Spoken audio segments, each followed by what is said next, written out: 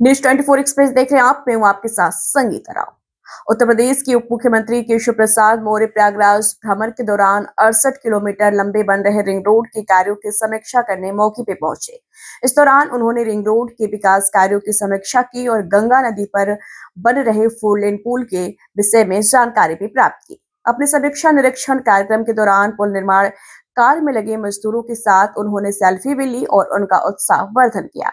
इस विषय पर बात करते हुए उन्होंने बताया कि गंगा नदी पर बन रहे दूसरे 4 लेन पुल के निर्माण हो जाने से न केवल प्रयागराज के रिंग रोड के निर्माण के बाद कौशाम्बी, चित्रकूट, बड़ा हमीरपुर से होते हुए बनारस, लखनऊ, गोरखपुर एवं बिहार जाने वाली गाड़ियों के लिए रास्ता छोटा हो जाएगा तथा शहर में लगातार जाम की समस्या का समाधान भी होना निश्चित है। एक तरह से कह लीजिए विकास का एक बहुत बड़ा प्रोजेक्ट है और इसके बनने से पूरे प्रयागराज को विकास की दृष्टि से, रोजगार की दृष्टि से, आवागमन की दृष्टि से, जो शहर के अंदर भारी व्हीकल आते रहते हैं उसके कारण जो असुविधा होती है, उन सारी असुविधाओं से मुक्ति की दृष्टि से यह रिंग रोड बड़ा महत्वपूर्ण है। और यह प्रयागराज का एक तरह से कहिए ड्रीम प्रोजेक्ट था और जैसे ही ये कंप्लीट होगा प्रयागराज के लिए एक नया उत्सव मनाने का अवसर होगा। और आज मैंने केवल इसका निरीक्षण किया है और मेरा प्रयास है कि जैसे फेज 1 ये काम चल रहा है, 3 हिस्से बना करके बना रहे हैं, क्योंकि NHAI का जो कार्यक्रम होता है जैसा इन्होंने बताया है कि जो नदी सेतु होते हैं वो एक अलग कंपनी या अलग प्रोजेक्ट माना जाता है और नदी के दोनों तरफ अलग अलग माना जाता है, लेकिन हम समय से गुणवत्तापूर्ण ढंग से और 2031 के कुंभ से पहले पहले इसको कंप्लीट देखना चाहते हैं। और इसके लिए हम भारत सरकार के जो राजमार्ग मंत्रालय के मंत्री हैं श्री नितिन गडकरी जी, जिन्होंने यह प्रोजेक्ट स्वीकृत किया था, मैं बात भी करूंगा और बात करके कोशिश यही होगी कि ये समय से और गुणवत्तापूर्ण ढंग से पूरा हो, जिसका कई पीढ़ियां उपयोग करेंगी। सर, उत्तर प्रदेश सरकार का एक ड्रीम प्रोजेक्ट है कि बुंदेलखंड, यमुना और गंगा तीनों को जोड़कर एक साथ सड़क विकास किया जाए।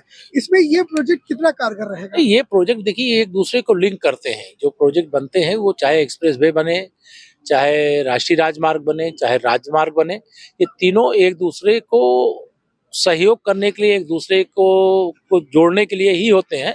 पब्लिक को जिससे फायदा हो, जिससे इंडस्ट्री आवे, जिससे रोजगार पैदा हो, वह सारे अलाइनमेंट बनाए जाते हैं। और उत्तर प्रदेश तो पूरे हिंदुस्तान में जितना एक्सप्रेस वे है उसमें से आधा उत्तर प्रदेश के पास है। Sir, ring road, elevation road का काम अब लगभग अपने अंतिम पड़ाव की ओर है। सर, कितना काम हो चुका, कितना काम बाकी है और आगे इसमें कितना कितना काम के लिए अभी फिनिशिंग होना है? हाँ, नहीं, इस पे एक्चुअली रिंग रोड का टोटल जो आप देखेंगे तो ये लगभग 68 किलोमीटर के आसपास है, जिसमें ऑलरेडी पैकेज 1 फेज 1 जो हमारा 31 किलोमीटर का है वो सैंक्शन हो गया है, जिसमें हमारे 3 पैकेजेस हैं। तो पैकेज 3 हमारा पूरा कंप्लीट है, उसमें खाली फिनिशिंग वर्क वगैरह चल रहा है। पैकेज 2 है जिसमें गंगा ब्रिज है सबसे इम्पोर्टेंट, वो लगभग 40% के आसपास हो गया है और अनुमानित है कि दिसंबर अंत तक ये हो जाएगा। और उसका अगला पैकेज का जस्ट अपॉइंटेड डेट हुआ है, जिसका क्या कहते हैं समय सीमा 2 साल की है। और नेक्स्ट वाले फेज में DPR चल रहा है, तो वो अगले साल में होपफुली सैंक्शन हो जाना चाहिए। तो उसके हिसाब से जो हमारा कंस्ट्रक्शन पीरियड रहता है लगभग 2.5 साल के आसपास रहता है, तो वो उसमें होगा। और उसमें 2 ब्रिज भी रहेंगे बड़े, एक गंगा ब्रिज और एक यमुना ब्रिज भी आएगा उसमें। सर, बात यहाँ पे इस पे भी चल रही थी कि इस पूरे रिंग रोड में 1.5 किलोमीटर का अंडरपास भी बनेगा। इसका ये किस तरीके का अंडरपास होगा और ये कितनी कब तक इसका काम होगा? नहीं, बेसिकली हाँ, इसमें ये हमारे क्या कहते हैं फेज 1 के पैकेज 1 में है। तो इसमें बेसिकली ये अंडरपास वैसा है नॉर्मल जो हम अपना ROB बनाते हैं रेलवे के ऊपर, तो यहाँ रेलवे भी अपना प्रपोजल कर रहा है, उसके वजह से हम RUB बना रहे हैं कि रेल के अंडर से पास होगा। तो उसके अप्रोचेस वगैरह मिला के है, वैसा कोई अंडरपास नहीं है ये। सर, परिचय दीजिए। हाँ, मैं कहते हैं सिद्धार्थ कुमार सिंह, PD प्रयागराज, NHAI।